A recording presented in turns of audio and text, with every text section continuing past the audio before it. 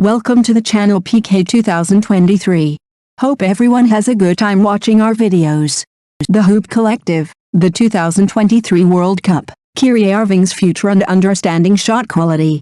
Brian Windhorst and a team of ESPN's insiders sort out life on the news from in and around the NBA world, including the challenges of qualifying for the FIBA World Cup, the sales pitch LeBron James is making for Kyrie Irving, and inside the importance of measuring quantified shot quality. The night Jim Boylan started this high-pressure and sometimes thankless journey 15 months ago in Chihuahua, Mexico, his phone rang and San Antonio Spurs coach Greg Popovich was on the other end. "It's hard, right?" Popovich said. Harder than almost anyone gives Boylan and the Team USA squad he is coaching credit for.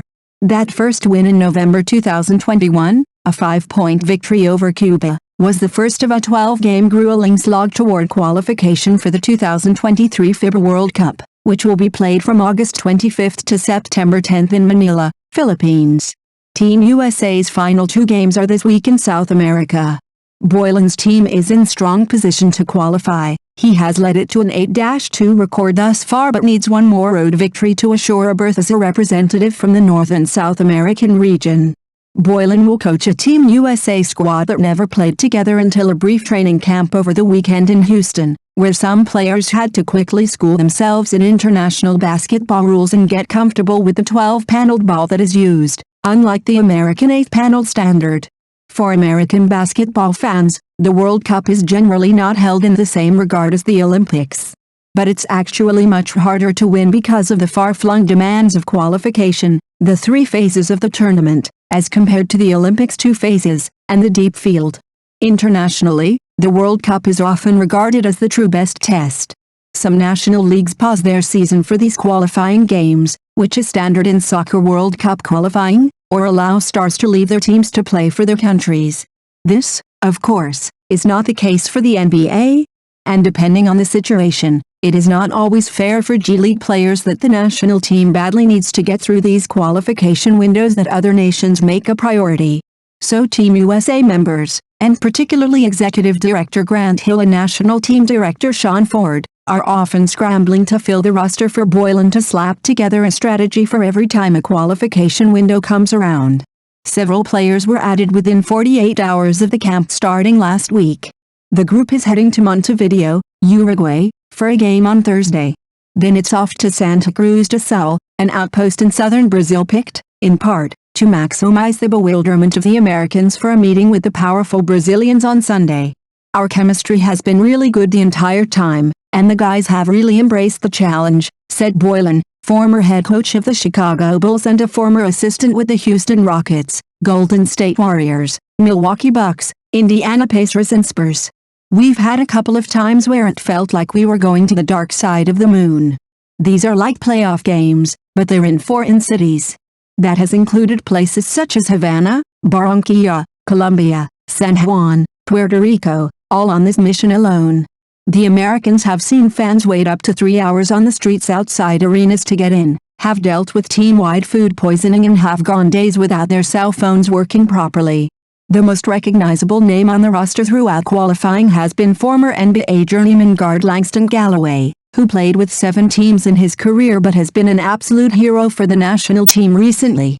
Galloway scored 23 points in the team's last qualifying game 3 months ago, a vital victory over Columbia in Washington, D.C. There are a few players with limited past NBA experience who are on the roster, such as Treveon Graham, Reggie Perry, Dusty Hannes and Nate Hinton. Jay Huff, who played 4 games with the Los Angeles Lakers, and Craig Saward, who played 3 games with the Washington Wizards, were in the league last season. Boylan, who has bridged the time between when Popovich led the United States to a gold at the Tokyo Olympics until handing the team off to Steve Kerr for this year's World Cup and the 2024 Paris Olympics, keeps an important count. Since the 1992 Dream Team, there have been 32 versions of Team USA and just 299 players who have been asked to wear the jersey. Each group has played a different role.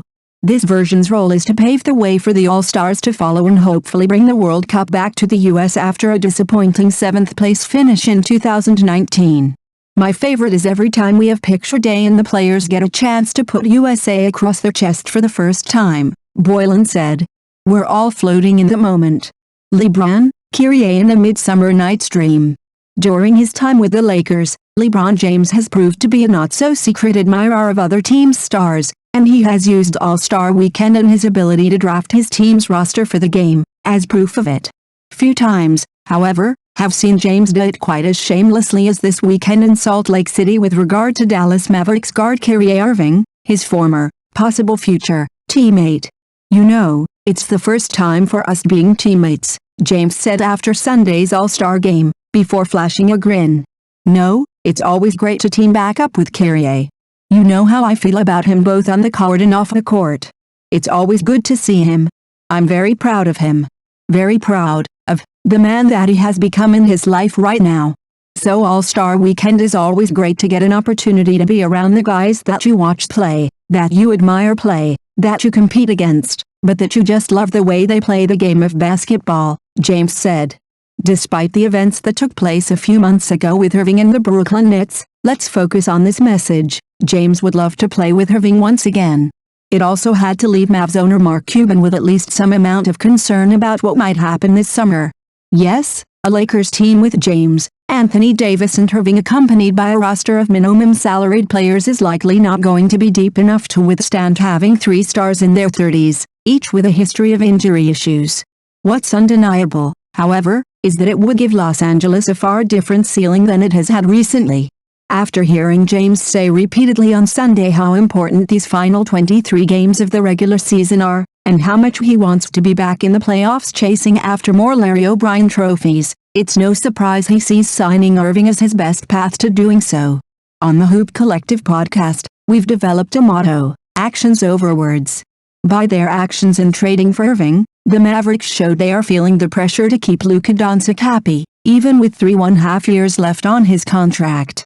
For a team with its own limited pool of trade assets, moving two of its most valuable, a top-tier 3-and-D player, and great locker room presence, in Dorian Finney-Smith, plus an unprotected first-round pick in 2029, for a player who can be an unrestricted free agent this offseason was a massive gamble. James showed he is feeling a similar level of pressure to spend his final NBA years fighting for championships. As a result, the Lakers and Mavericks find themselves headed on a collision course a little over 4 months from now when free agency gets underway. And James has already made his first sales pitch. Lakers-Blazers game: a fascinating analytics case study. After the Lakers gave up 17 three-pointers in the first half of a 127-115 loss at the Portland Trail Blazers on February 13, Los Angeles coach Darvin Ham's response to a question from ESPN's Dave McMenamin about the quality of the shots his team allowed raised some eyebrows. "We checked the analytical data at halftime," Ham said, "and according to the data, our defensive shot quality, we would have been number 1 in the league because they were contested." Although the Lakers could be using an internal metric, Ham's comment lined up with how Second Spectrum's quantified shot quality, QSQ, metric initially rated Portland's first half attempts.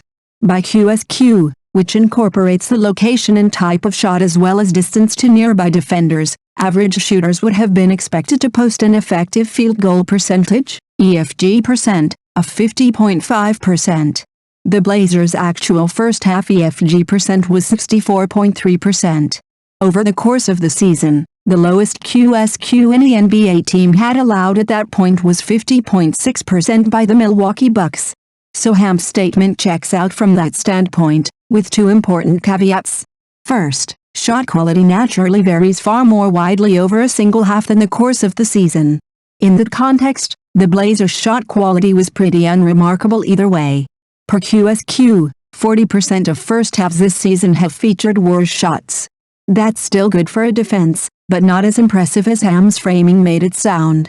Second, while the QSQ metric does have predictive power, it's not as strong as Second Spectrum's measure of shot quality that also factors in player ability, quantified shot probability, QSP.